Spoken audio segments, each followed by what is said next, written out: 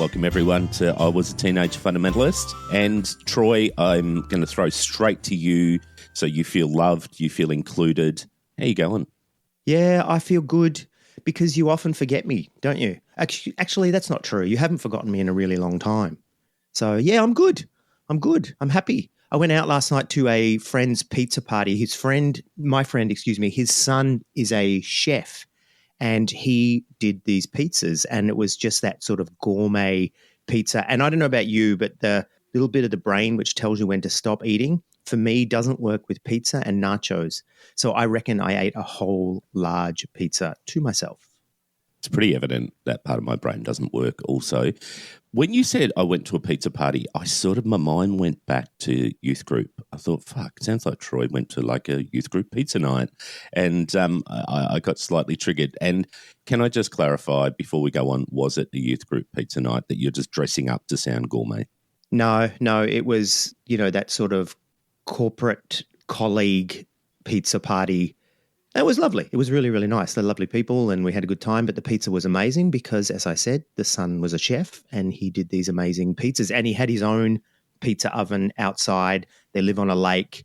I felt all very grown up. It was the furthest thing from a youth group pizza party you could ever have. I don't drink anymore. Everyone else did and they all seemed to be having a really good time. And I had those overpriced non-alcoholic beers, so I didn't feel completely left out. It was a good time. And that concludes Cooking Tips with Brian and Troy for this week. But Troy, I'm going to throw to you to introduce our guests. We have a return guest and somebody who was sort of on the podcast last time by default because he sits with our guests. So I'm going to let you talk about our guest today, and I'm really looking forward to today's chat. Yeah, so am I. So first of all, we've got John Wright. He's a documentary filmmaker, freelance cinematographer and media content producer originally from Belfast, Northern Ireland, although you can't hear that anymore, who now lives and works in Arizona and California. He's a keen interest in exploring people's beliefs and why they hold them. His work includes documentaries on various subjects such as the story of evangelical preacher Tony Campolo and his son, Bart Campolo, and Bart's departure from Christianity and their relationship after that. So, John Wright, first for you, welcome to I Was a Teenage Fundamentalist. Hey, glad to be here. And our second guest, just mentioned him a moment ago, Bart Campolo. You may remember him from earlier episodes. I feel like Troy McClure. I'm Troy McClure. You might remember me from such episodes as Bart Campolo. Bart Campolo is an American humanist, speaker, writer, and former pastor. He is the son of Tony Campolo, well-known Christian pastor and speaker. After a cycling accident in 2011, Bart transitioned from Christianity to secular humanism. He served as the first humanist chaplain at the University of Southern California and engaging in public speaking and writing on topics related to humanism and religion. I hope I got that all right. Bart Campolo, welcome to I Was a Teenage Fundamentalist. Well, thank you so much. And all of that is right to a point. There's so much more to say about myself. Joking. Well, actually, I guess the whole point of these podcasts is there's always more to say about all of ourselves, right? I agree. There's plenty more, but the question is, which bits do the audience want to listen to? Yes, that's been our learning of late, hasn't it? Which bits do the audience want to listen to? Hey, I've got a question for both of you. We ask this of everyone. It's like, what's her name? Krista Tippett, who asks, tell me about we ask, were you a teenage fundamentalist? Bart? Absolutely was. 15 years old, came to Jesus. And I was fundamentalist about, I guess I was just a fundamentalist. Like the fact that I had a social justice heart because, I grew up in that world didn't stop me from like using a knife to cut my hand every time I masturbated because I believed that the Bible said that if your hand causes you to sin, you should cut it off. And I thought that this way this would really discipline me into stopping. So I think that true? Is that true? Did you actually cut your hand? Yeah, that's a true story. Yeah, many times. I guess that tells you I masturbate a lot too. Yeah. You could have a website, you could have a website for that. People would pay. But what's funny is in all seriousness, you guys are sort of asking because it's your shtick, but a lot of people are like, were you really a Christian? I don't think you ever really believed. And I'm like, baby, That's the only example you need. when you get a penknife and you're cutting your wrist at 2:00 in the morning because you masturbated, you believe. You believe. Yeah. Yeah, that's pretty teenage fundamentally, for sure. It's very fun. Fundy is fundy, and that's fundy. Yeah. It's also one hell of a kink. But I'm not going to lie. Yes, well, and we throw Sue Bart's OnlyFans page. John Wright, were you a teenage fundamentalist? I was. One of the very many things that Bart and I have in common is that our fathers were both preachers. And so my dad was a Presbyterian minister, and I grew up in that world as well. And so, yes, I absolutely was. I don't have any stories like that I can think of. But John, by the time you were a teenager, you were no longer in your dad's stodgy Presbyterian church. You were part of the biggest mega church in Belfast, right? Oh, that's right. It was very charismatic. Traditionalists didn't love us and that kind of thing, but it was still fundamentalism. During revivals and stuff, quite often people talk about seeing angels and things like that. At a church in Belfast, do you see leprechauns during revival? That's a good question. I had never seen a leprechaun in that context or any other, but I did really love that church and that life. I mean, I thought I had a good time in charismatic Christianity. You never knew what was going to happen, and it was always very exciting. And so I actually have no bad stories to tell from that period of my life because I was having a good time. But then I was also, it's the age you're coming of age, in my very early 20s was playing in the worship bands and stuff like that and having a grand old time. Yeah. You say you didn't know what was going to happen, right? But actually you did, because there was going to be an offering and there was going to be songs. And That's true. There was a format, but my church was known for like this 45 minutes of sort of freewheeling, anyone could come up and speak and that kind of thing, even though there's a room of 1,000 people, So it was interesting that way. John, I never told you this, sir. I was at a wedding once, at a charismatic wedding, and there was a time where they sort of allowed anyone that wanted to bless the couple. And so people came up and laid hands on them, and this guy started speaking in tongues. Uh-huh. And then he just started prophesying in English, but he was speaking, and this will happen and that will happen, and you will be blessed, and the fruit of your loom will be rest, and the fruit of your loom. And he was supposedly speaking for God, but God was saying fruit of the loom, the underwear, instead of fruit of your womb. And I just thought it was so incongruous to me. That's the greatest. Yeah, that's great. Oh, bless. #bless. That's lovely. Hey, so today, what we want to do with you guys, if that's okay, is we want to talk to you about life after church, right? But before we do, can we just ask you a couple of questions about what led to your loss of faith? How did you come to a point where you really walked away? And then from there, we want to springboard into what's it been like for you since leaving. So maybe starting with you, John, what led to your loss of faith?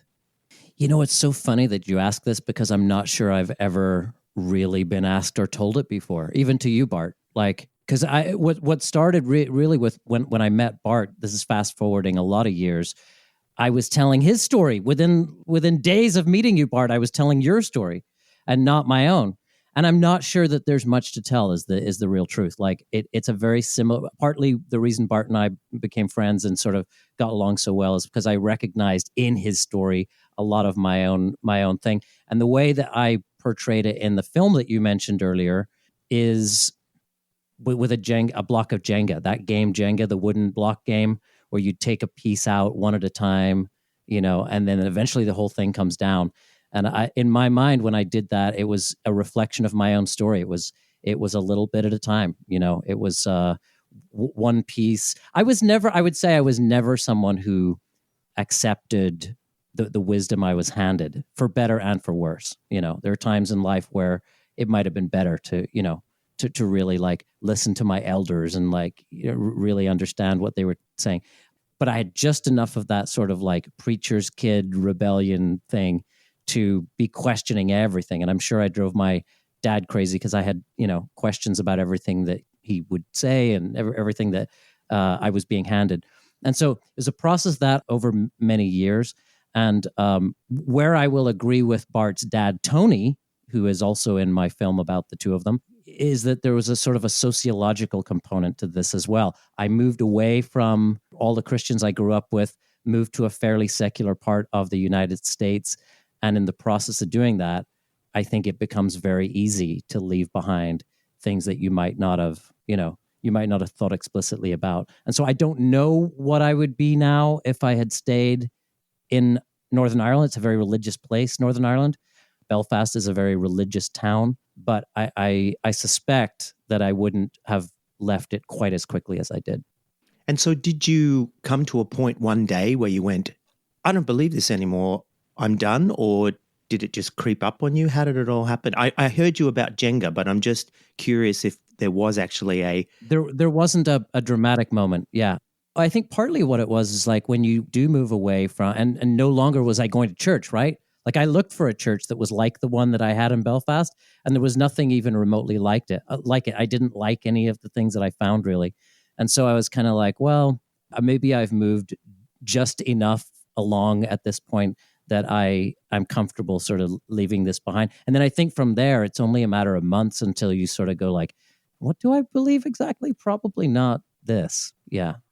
Now, Bart, I just want to clarify, you were with us a couple of years ago and we did speak about this, but as much as we can't believe this also, a lot of our listeners haven't listened to all of our episodes. So can you just walk us through a bit? You described your loss of faith as the death of 1,000 cuts. So there's many, many things over the years which led to it. But again, if you were to summarize it, what did it look like for you and how did it play out, you losing your faith? It's interesting to listen to John, because what's funny is I hear echoes of my dad sort of saying like, you need to stay within a plausibility structure.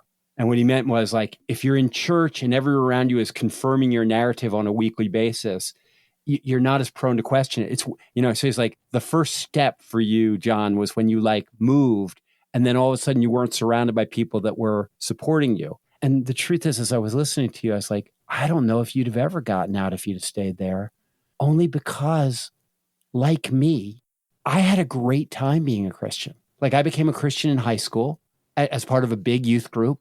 It gave me a sense of identity, a sense of mission and purpose, kind of immediate friendship. And like, I never got hurt in church. Like in my real life, like the thing I do for money now is I'm a licensed clinical counselor. And I also coach people around the world that meet me through the podcast that John and I have been making for the last 7 or 8 years. And I coach people that are going through religious transitions. But in both cases, a lot of people's deconversion stories are wrapped up around like I was gay and they made me feel like I was nothing, or I was a woman and I was shunted aside and I was told to submit, or a pastor with a kind of a megalomania construct in his head, like really hurt me and put me down and made me feel like I needed to, like I was evil and wrong, or like I never had any of that stuff. Nobody ever hurt me. It was good times all the way. But the difference is that where my faith took me was being an inner city youth worker and then an inner city street worker in Cincinnati. And when I got to Cincinnati and I was doing this inner city stuff, I stopped going to church. I was writing Christian newsletters and I was traveling around the country preaching in churches and preaching at youth events and being celebrated for my faith. But on a daily basis, I was in the street working with poor people, and there was nothing to confirm my faith in that world. And there was a lot that made me think that there wasn't a God. There was a lot to suggest that there was not an all-loving God who was in charge of what was going on and who answered prayers. And that's where the death of 1,000 cuts starts to come in. It's like, I'm back at street level and I'm praying for really basic stuff, like stuff any nice God would want to do. Like I wasn't praying like, give me a Lamborghini and make me famous. I was like, there's this girl in my neighborhood and she's getting raped by her uncle on a pretty regular basis. Could you protect her or help me get her out of that situation? And then like, no, I can't. And there's no legal way to get her out. And she's going to stay there. And you just go like, I'm not sure there's anyone in charge. I'm not sure any of this stuff makes any sense. Undermined. Totally undermined. The idea, yeah. And that's before you get into like, I read the Bible and this passage doesn't line up with that passage. And I realized that, all these different Christians are quoting the same scripture and they're all coming up with very different gods and like all the normal stuff that everybody goes through. But for me, it really was kind of, this stuff doesn't work at street level. And the other thing, interestingly, was when I got to Cincinnati and I was doing this work, there came a point at which I had been running a very large nonprofit that I needed to raise a lot of money. So I needed to write a lot of Christian newsletters. And then I was working at this very small street level scale, and I could make all the money I needed just giving talks. So I stopped having to write letters, but I kept writing them. So all of a sudden I was writing newsletters about what was happening in my life, but I didn't need to get any money out of them. And the content and the tone of those letters changed so fast it would make your head spin. And I was suddenly telling stories about like kids I couldn't save and things that didn't go right and ways that God didn't show up. And people were writing to me going, what's going on with you, man? These letters, my dad was like, oh, these letters, if people read these, they're going to think you don't believe in God anymore. And I realized, you know, in a sense, it was a little bit like that Upton Sinclair quote, you know, that it's very difficult to change a person's mind about something if their salary depends upon them not changing it. And for the first time in my life, my salary didn't depend on me putting out the party line. And so all of a sudden I started asking questions that I had wisely not asked before, because if I asked them, it could endanger the whole enterprise. And it wasn't long. You know, it was a matter of a couple of years. You know, and the bike accident, people sometimes think the bike accident is what caused it. It isn't. The bike accident is what caused me to face up to it.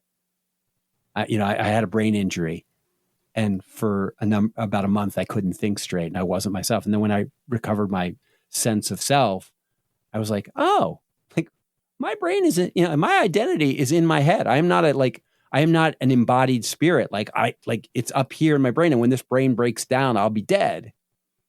I was talking to my wife about that, and she was like, listen, man, you got to get out of this Christian thing. There's nothing left. You don't believe any of it. It's interesting you bring up the bike accident, because whatever many degrees of separation, I've actually got a friend of mine who's quite close to your dad, Bart. And he said to me when we were talking one day, and he's still in church, and he said to me, Tony seems to think it's probably the bike accident and something happened to Bart. Now, I'm not saying that that's really what your dad said. This is just what this other person said to me. And I thought, well, see, there's the narrative. They're basically saying, oh, yeah, the reason why Bart fell away is because, you know, something happened to his brain, right? And it's like, and I sat there at the time going, no, I don't think it's that. Come on. But there you go, right? The narrative is, no, it wasn't anything wrong with the faith. It was Bart's brain.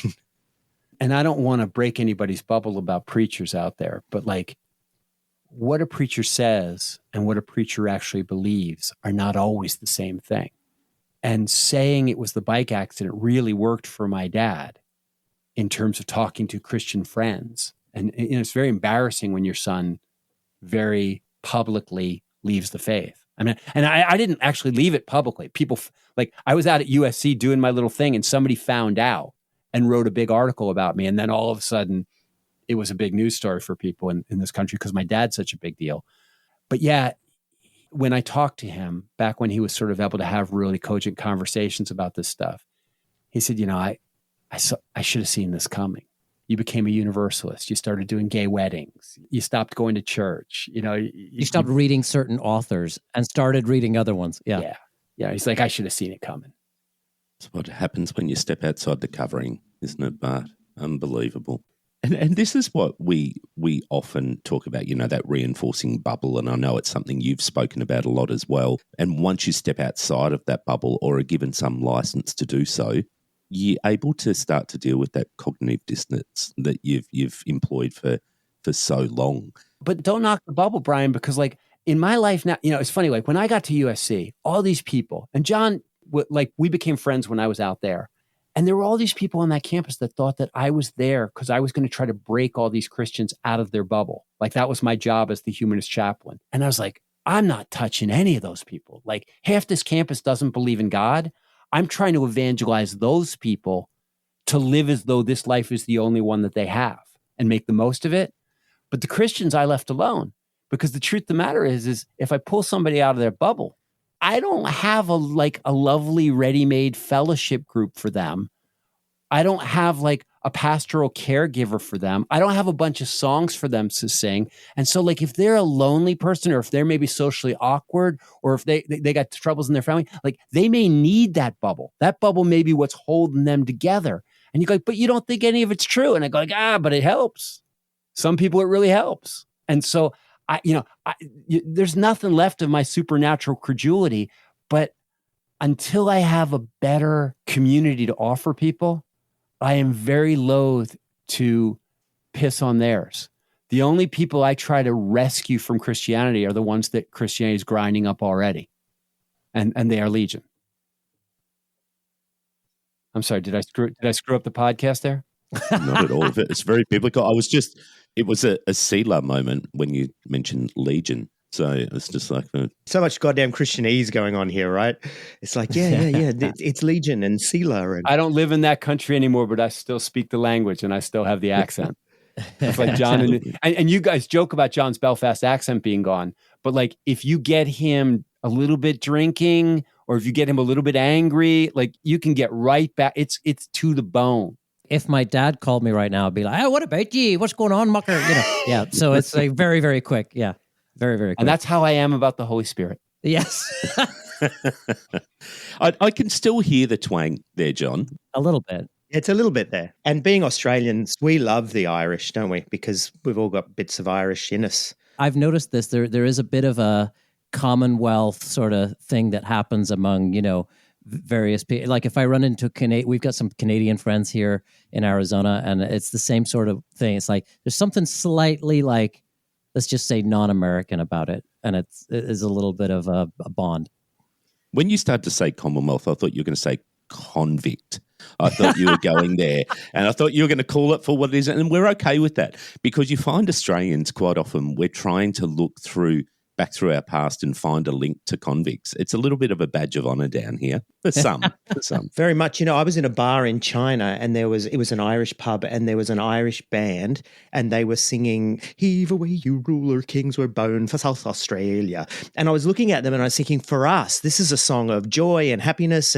But for them, it was like, it was an ode to trauma. Wow. Because it was like they were being, seriously. And I was like, wow, we used to sing Bound for South Australia, which is, an Irish song about being carted away from your family. We used to sing it with smiles and we're all going to Adelaide, And it wasn't until I was there. Seriously, I'm in my 40s and going, oh, true story. So let's talk about life after God. Just, small topic. How do your lives look different now as opposed to when you first walked away? Bart. Nah, John, that's the thing. One thing that my life looks like now is that I have this podcast that John produces and that John sometimes co-hosts with me on. And the thing is, I do most of the talking. Like, even when we have guests, I struggle not to do most of the talking. And so, you mean with the guest? Yeah. I just you and the guest, but you're I interrupt guests and I'm terrible. And so this is so wonderful to be talking with you guys, partly because you got John on the mic and you're treating us just the same. And so I'm like, yeah, John, how is your life different? Because I'm interested, It's funny, guys, too, for me, because I'm so used to, even in the rest of my job, I'm putting other people on camera, and putting other people in the spotlight, never myself. Asked a lot of questions. Yeah. And I'm comfortable like that, All right, then I'll answer. Yeah, please answer. No, I mean, for me, look, I'll just say for me, it's been a process of figuring out what do ethics look like, when you have to make them yourself to some extent. I'm not in other words, I'm trying to figure out a framework, and this has been, 20 years now, but I think it's a very useful thing to have to think from first principles about all of the things that you believe, all the things, the way you're going to treat people, the way you're going to conduct your romantic relationships, your other relationships. It's a very interesting thing. And I think it's been more exciting in a certain way than I get it from a pastor or I get it from the book. So for me, it's been, I feel really good about building it to a certain extent using my own intellect to do it rather than what I felt like before was I was told what to believe and what to do. And I just much prefer it. I think it fits me quite well. I enjoy that process of figuring out well, what would you tell this friend that, has this dilemma in their life and there's not an immediate answer from God? To me, it's a good exercise. So, Yeah, I mean, I think Bart, you and I are quite different in the way that we've handled those things, and also in the way that, first of all, there was always more scrutiny on you, like what you did and said and believed and how you acted and think. It was more in the spotlight, right? But I wasn't. The other thing is, I wasn't just a Christian. I was a to the bone evangelist. Like I won people to the faith. I brought people into the community. I went out on the streets and tried to get drug dealers to give their lives to Jesus. And the weird thing is that the way my life changed after Christianity is actually so much less significant than the way my life changed when I was 15 and I got into Christianity. Because like I was just a nice kid, and my parents were I was around Christianity, but I mean, I literally, a buddy of mine in high school took me to this youth group and I fell in with these people and I was like, oh my gosh, these guys are serious evangelical Christians. They are a movement. They are trying to change the lives of other people. And, for a nice kid like me, this was like this group of wonderful people that were like, we love everybody and we're going to go find sad and lonely people and bring them in and make their lives better. And I was like, I am in. And what appealed to me about Christianity was not going to heaven, was not the crazy ass narrative. That was always the hard part for me. What appealed to me about Christianity was the mission. And so I bought into that. And I mean, I went as hard as you could. And ultimately, because I was so excited about being part of a community that loved people, I ended up loving a lot of people that their life stories and their experiences are what talked me into the idea that Christianity doesn't really work. But when I left Christianity, I was like, okay, my values are exactly the same. I remember my wife saying to me, she's like, okay, so you don't believe in God anymore, right? She's like, do you want to stay married? And I was like, of course I want to stay married. She's like, okay, I was just checking because there's like no rule that says we have to, like there used to be. She's like, do you still love our kids? I was like, what are you talking about? She's like, do you still want to help poor people? And like, she was yanking my chain, but what she was trying to illustrate to me was just like, you're the same guy. And I am so the same guy. Like, so she didn't say to you, do you want to stay married? And you said to her, yeah. And she went, oh, okay, me too. She did say me too, which was, looking back, was a very good moment for me because it was a little scary when she asked. But that's the thing. So you say, how has it changed? And the thing that changed was like the second I left Christianity, literally the second I finally accepted, I'm done. I was like, okay, now where do I find a community of people who want to love people and bring them into community and build community and help people work through things and fight for social justice of people that don't believe in God? Like, where's the church for people who want to live for love in a secular way? Reddit. God. Well, I started going to atheist groups and, a bunch of angry 50-year-old guys with black t-shirts and Dawkins books under their arms going, who wanted to make fun of Christianity and talk about how superior they were. And like, they weren't even nice people and they had no friends. And I was like, yeah, I don't want to be in that. So I kept looking and I couldn't find it. Because the thing is that like, I was like, I still want to do all that stuff. And I still believe that like people have a hard time living a good life on their own. Like we're tribal species. And so eventually I ended up becoming a humanist chaplain because I met a humanist chaplain at Harvard who was running a youth group. You joke about the pizza parties. I liked youth group. And so he was running basically a campus ministry except for secular kids. And they were going on missions trips and they were reading books and talking about how they could use the information in the books to be better friends and to be kinder people and to have better relationships. I was like, it was like Bible study, except that the books they were reading were science books and psychology books and news books. And I was like, yeah, sign me up. I want to build communities of people that want to make the most of this life and that have figured out that the way to make the most of this life is by loving each other. Yeah, and you go like, well, gosh, Bart, the tone in your voice is a little bit triggering for me because you sound like a preacher. And I go like, I'm still a preacher. I just got a different gospel. And when we had you on our podcast last time. Yeah, did people hate me?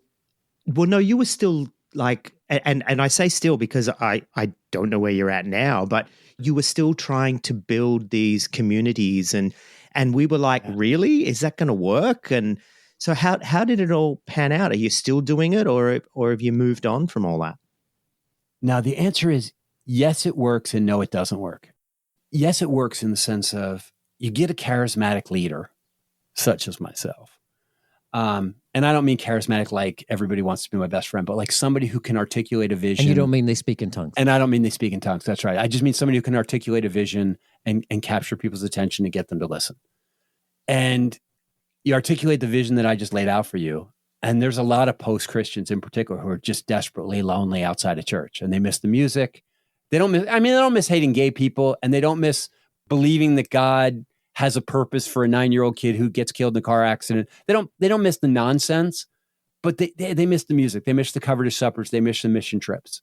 They miss being part of an intergenerational community where they know older people and they can be involved in other people's kids. They miss all that beautiful stuff. And so you say to them, hey, I want to build one of those, except for people who don't believe that narrative. And they go like, oh, sign me up. The difficulty is that the churches that we grew up in, they had economic engines that were based on tithing and based on, larger institutions and property and things like that. And when you start from scratch, you don't have anybody like planting your church. And it takes a lot of energy and a lot of time to put that together. And so at the beginning, I tried to do it on my savings, but I ran out of money and I had to get a job.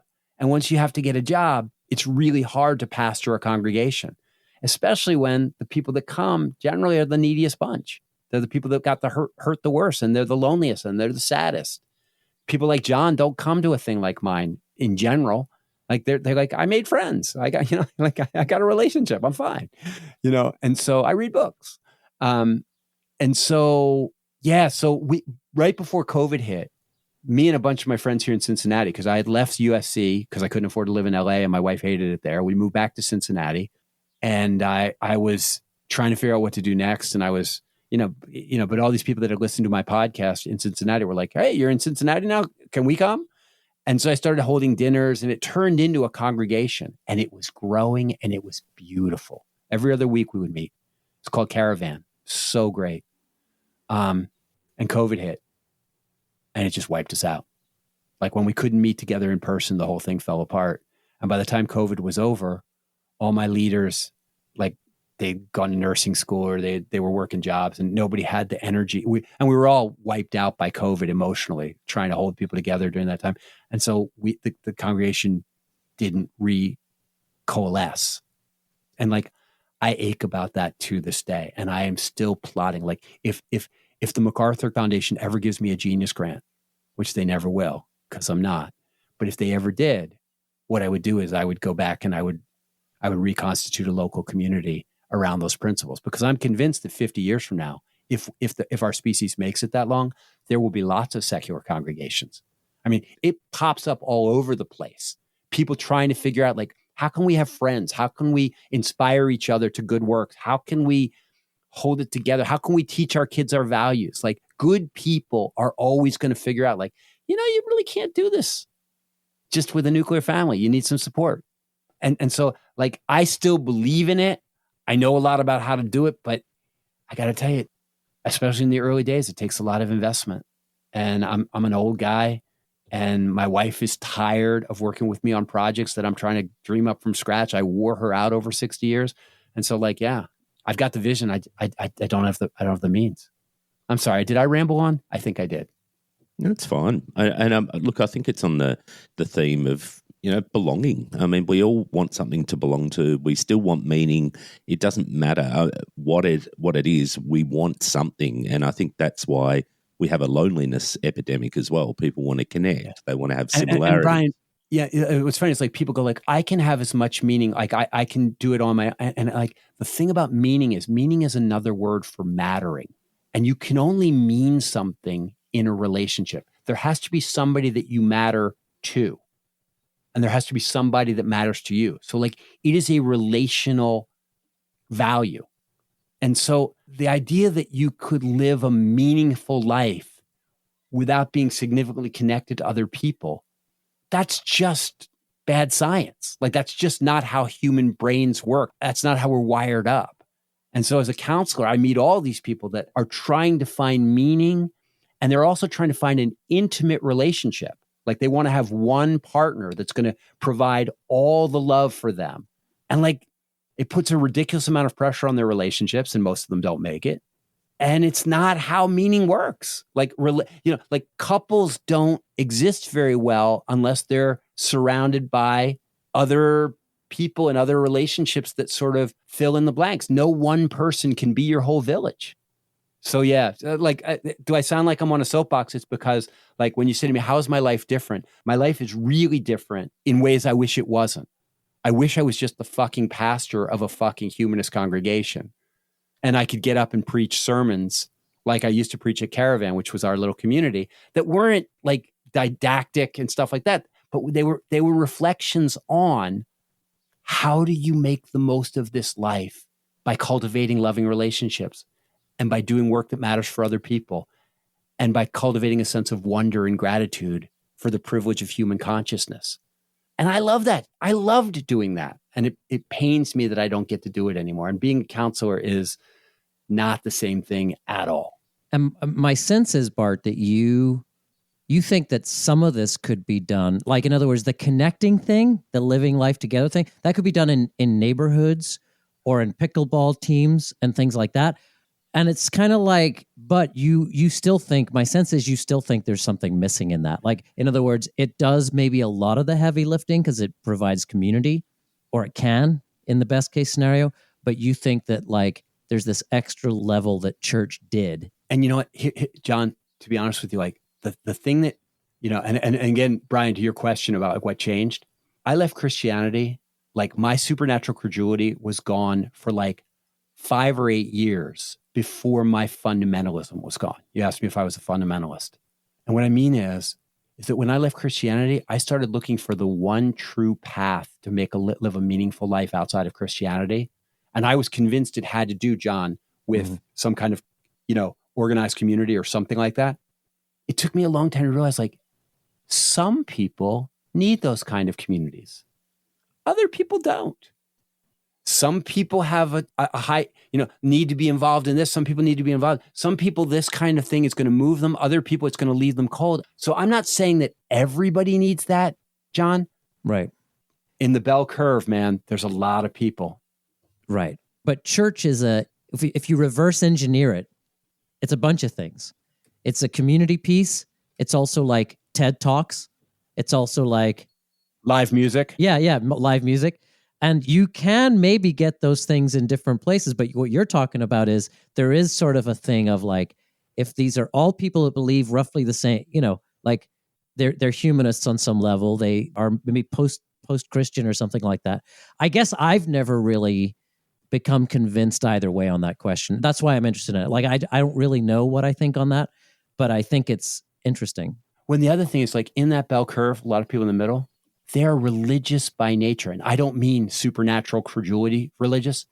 I mean, they want to make sense of their individual lives and make their ethical decisions in relationship to a larger narrative. Like, this is where we come from. This is what happens when we die. This is what makes life meaningful. This is why the world is the way it is. This is why I am the way I am.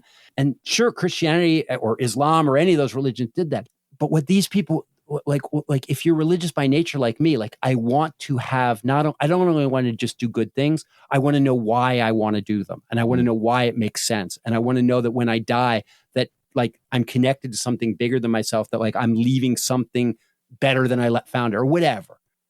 And so why people need religious communities, even if they're secular religious communities, is to spin a narrative that says, oh, those existential questions, yeah, we work on those together.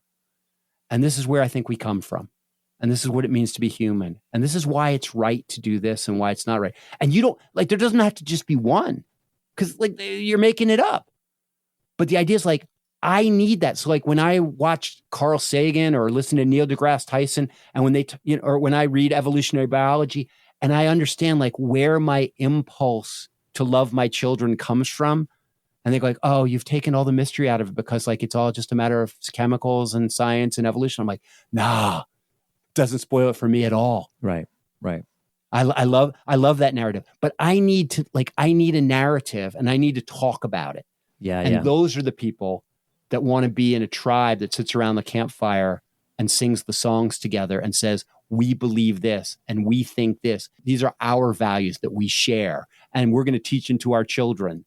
And you don't have to look very far to see that we're not, like, as these social institutions are eroding. I was talking to a guy from the Pew Research, group. He was like, listen, I don't believe in God either, but he said, if you care about the world, you should lament the demise of all these religious institutions because people are not going to do very well outside of them. So that was a question that I asked you when we had you on last time. And no offense, Bart, but I didn't feel you gave me a really good answer. And that is this thing about narrative, right? And so when you think about Judaism, right? We are an oppressed people. We were together in Egypt and Moses rose up and, and on and on we go. Christianity, we had this Messiah who was crucified. There's a storytelling to that narrative. There's something, whether it's actually historical or whether it's mythological or whether it's a combination.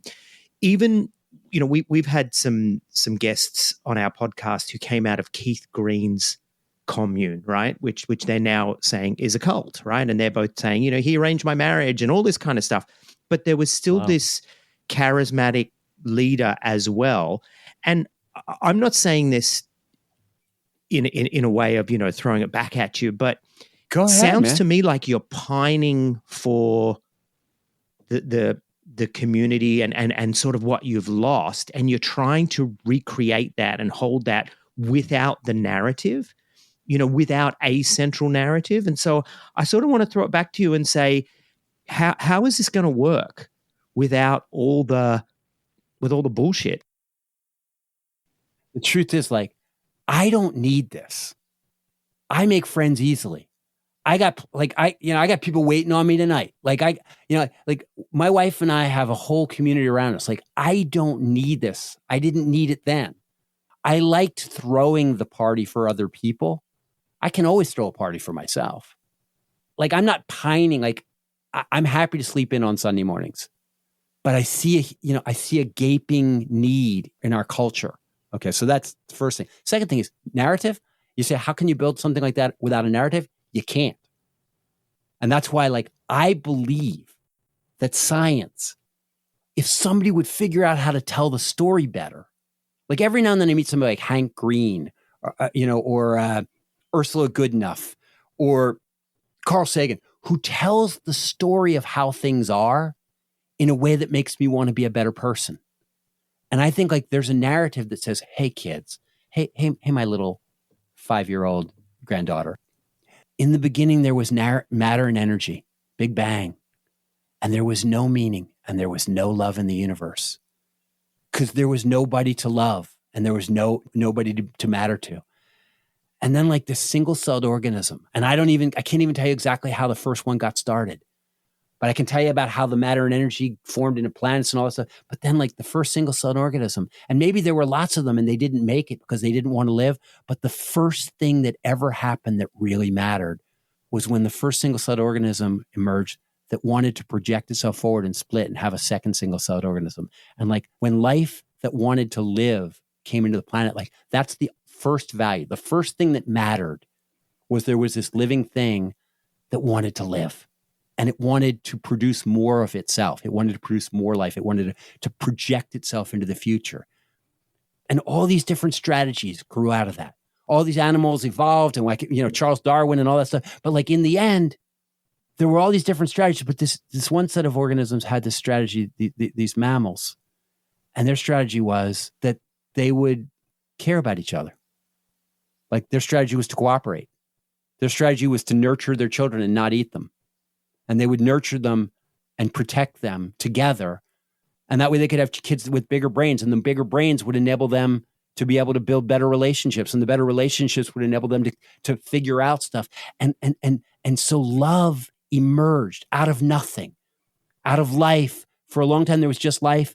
And then there was love as a strategy. And we grew out of that. We're down the road on that thing. And there are a lot of ways, there are a lot of strategies to stay alive, but ours is love. That's how we do it. That's how we make it. And the reason you need to share with your brother is because as a human being, you're hardwired that like if you share with your brother, it'll keep you safe and it'll keep him safe, but also it will feel good to you. Like I'm not telling you to share because God tells you to share. I'm telling you to share because I know how you work and your life will be better and you will live longer and you will thrive if you learn to love. Now, like Troy, that might not move you. That might not move a lot of people, but it moves me and it moves a lot of people that I preach it to. It's moving me down the aisle towards the altar, baby. Come forward, come give your life, you know? And so, but like in the end, I have a narrative to say to a kid, like, and the good news about my narrative is if he opens up a book or if there's a new scientific discovery, it won't blow it out of the water. It'll just make it better. Like you don't have to be afraid. And if a part of it's wrong, you just change, and science proves it, you just change your mind. But the truth of the matter is, it's a narrative that's asking this important question. Where did I come from? What should I do?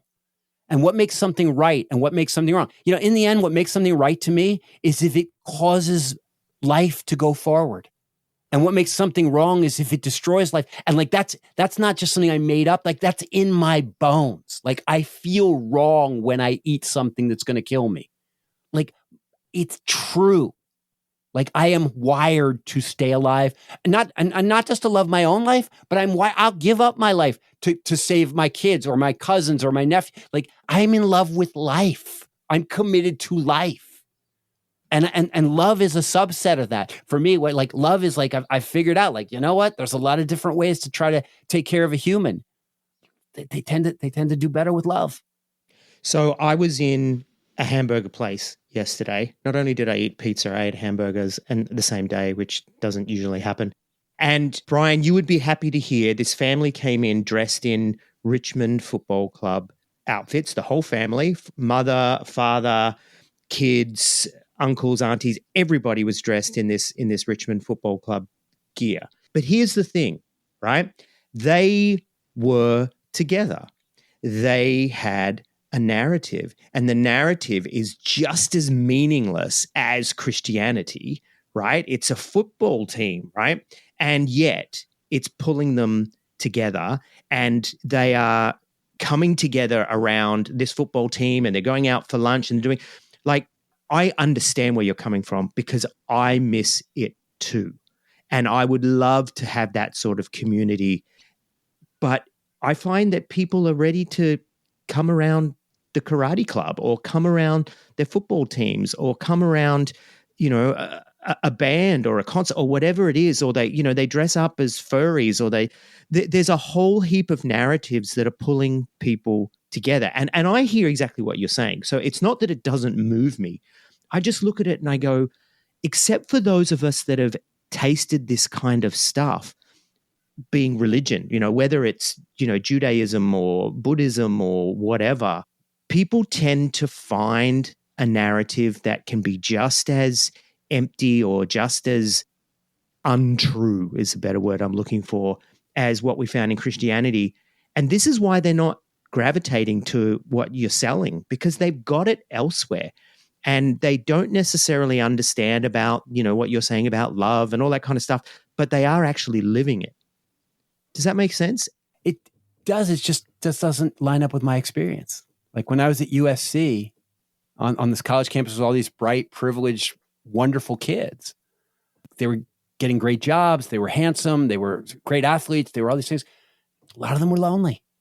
They knew how to get laid, but they had never held hands with anybody. They knew how to party, but they didn't have any friends that they really felt like would be there for them if they were in trouble, or that they felt like they could talk to about the real things in their lives. And so like, yeah, I see people like they love to go to the sports games. I'll be watching Leeds United tomorrow morning. Like I'm a big follower of Leeds, but like that community can't do for me what most people need when the chips are down, or will need at some point. Or will need at some point when they're dying. I hear you. But the picture that I painted then was not some people watching football on television. They were all dressed up. they were going down to, Carl's Jr. and they were sitting together. Or when I go to Comic-Con here in Australia, which, by the way, it should be called Tragicon. It's not any good. But you go there and you've got all these kids dressed up in their outfits and they're together and they've got something that it's appealing to them, that's drawing them together. And then they do have community. And now please. And if that's working for them, I'm thrilled. Yeah, exactly. Like I got nothing against it. But there's got to be something. Do you remember in church, we had this story that God loves you and has a plan for you and all this. And it was myth. I get it. But so too with Jewish communities when they get together, right? We are an oppressed people and this is who we are. There's this thing that brings them first, and then they build the community around that. And I hear you saying with this, the problem with science, right, is ultimately there is no meaning because nobody knows. And so ultimately you go, okay. Science isn't the religion. It's the tool. Like in the end, I don't have to talk anybody into wanting to belong. I don't have to talk a soul into it. I don't have to talk anybody into that it feels good to make a difference in the life of another person. Like it's just like you come out of the womb with that shit. That's just your hard wiring as a mammal. Like elephants grieve their young. Like bonobos forgive each other. Like I don't have to sell any of it, bro. It's all right there. Yeah, and I get that, but I get that. And please don't hear me saying, this isn't true. But I just wonder, is this more a message that needs to be injected into existing communities from the outside rather than being a central narrative to build a community around? Both and. And the reason I say all that is because my experience, I left church in 99. I haven't seen any of these post-Christian groups last, whether it's the Sunday thing, whether it's Sunday Assembly, Oasis, they all fall. Exactly. And I could tell you why I think they fall. Like that would be a whole other podcast of like what it takes to make them last. So I'm not pushing against what you're trying to do and saying it's not valuable. It totally is. But may just not be realistic. Yeah, exactly. It's just like, you know what? I think once we've walked away from all this, it's time to reintegrate into society, warts and all. And I don't think we can bring this with us unless we go and start a cult, right? And we could start a cult and I'm charismatic. I could start a cult. I know I could, but that's not the right thing to do. Every time somebody starts a theater company, they're starting a cult. Every time somebody starts an elementary school, they're starting a cult. Every time somebody starts a company, they're starting a cult. Or they could be. Like a restaurant can be this. Like a soccer team can be this. I sometimes joke with my fiance, like we're in a cult of two, like you're creating a little culture. You're part of something that you're with values.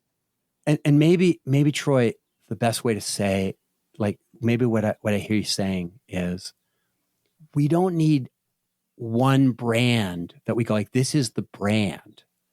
What we need is like the quality and sort of go like every group, like every group on a college campus, whether it's the soccer team or the knitting club or the math society, should know how to create a sense of belonging, should have a sense of like, how do you build some camaraderie, should understand how human beings work and what it takes, like how to resolve conflict, because you're never going to have a community that's going to last very long without conflict. So you got to learn how to, and you just go like, maybe, and this is where my therapist brain comes in and go like, yeah, there's so many people out there that don't know how to do the thing that they want. They want to be a part of a certain kind of relationship and they want to be part of a certain kind of community, but they don't know what it takes to make that kind of community go.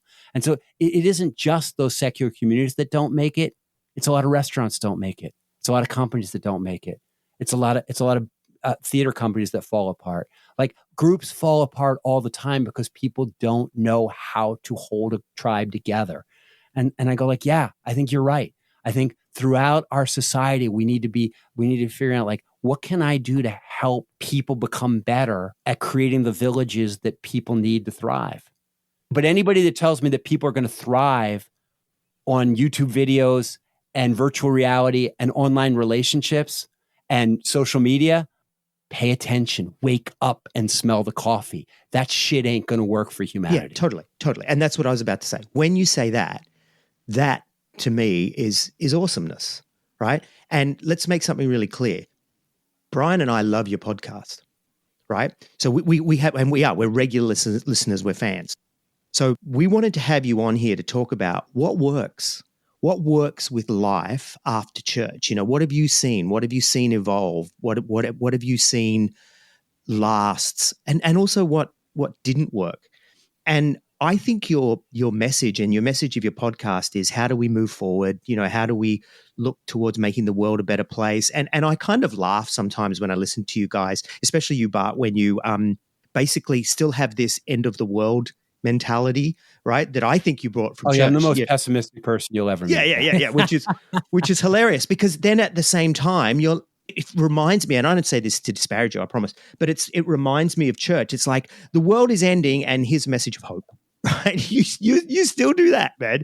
You still do that, and I catch myself too, right? I still catch myself doing that as well. So again, not throwing shade at you. And so here, you know, you said to me, like, what's the thing that works on the other side of faith?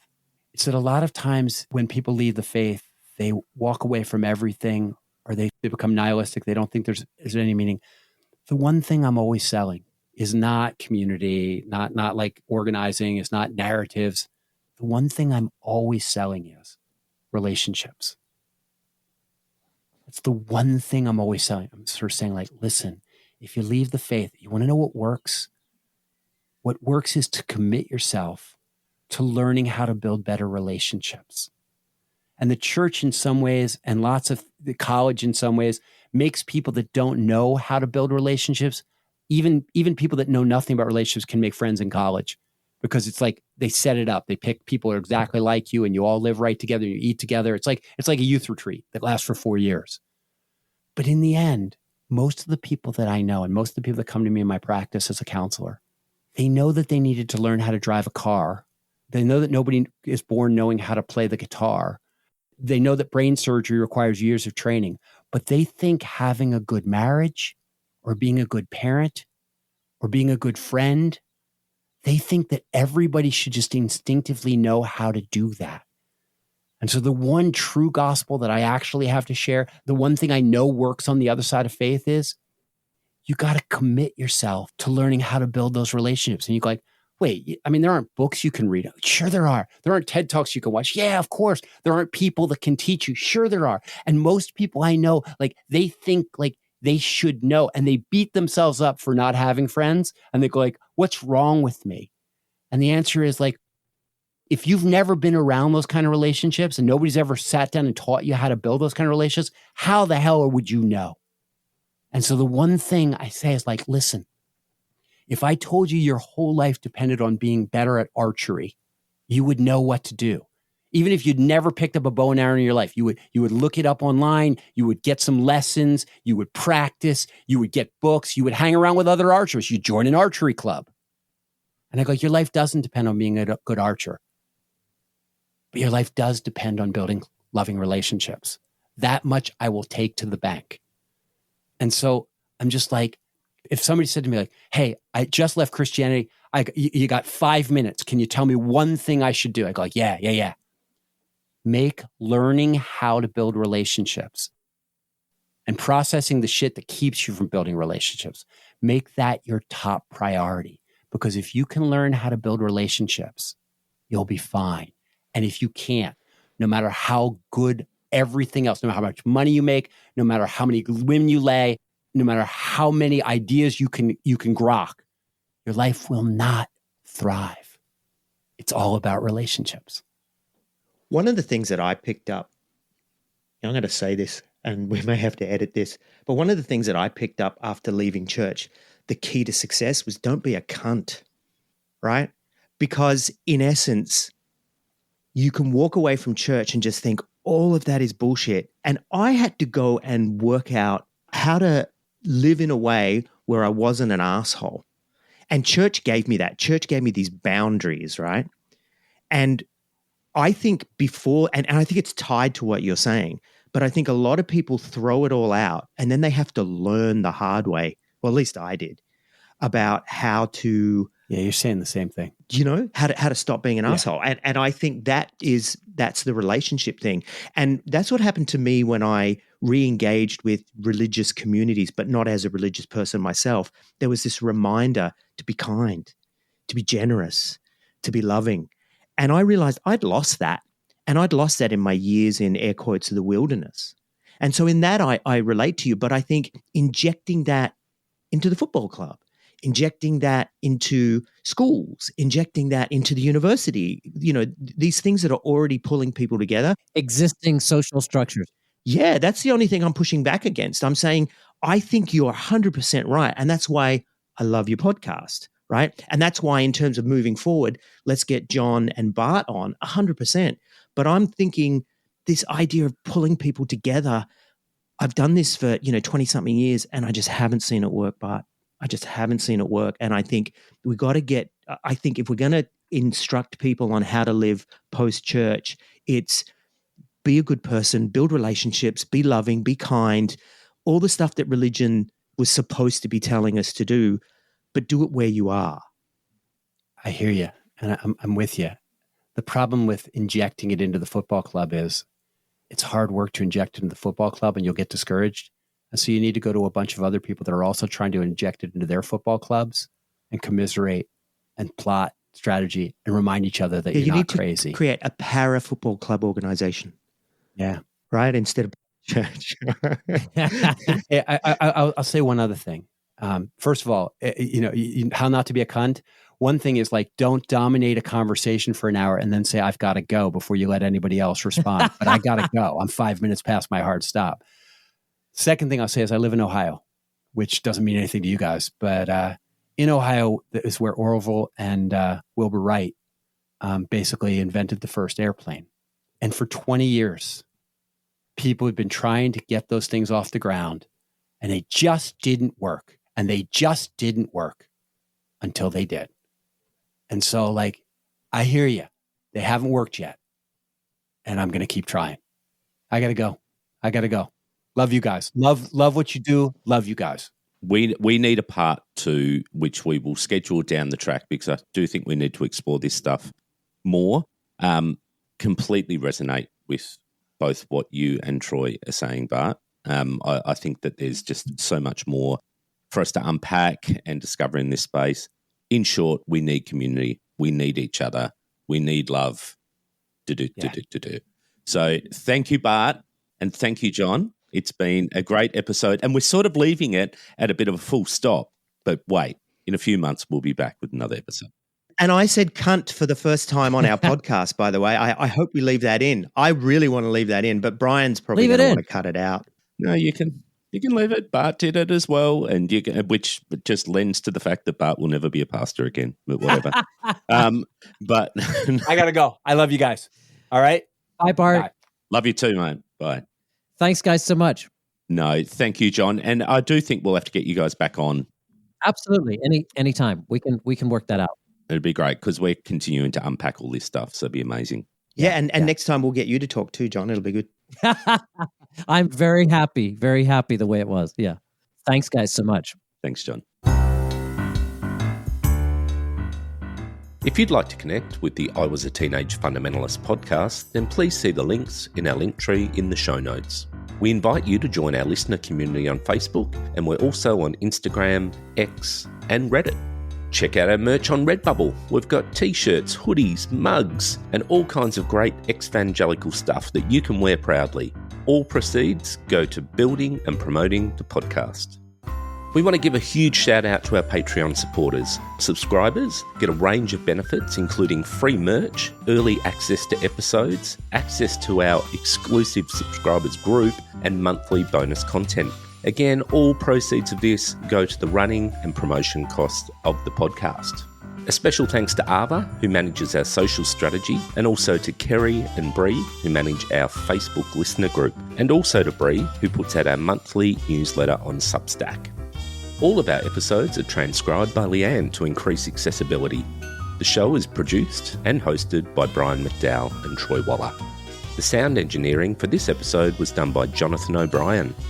I Was a Teenage Fundamentalist is available wherever you find your podcasts. Again, you can find all our links in our link tree in the show notes. Or why don't you pop across to our website at www.iwasateenagefundamentalist.com.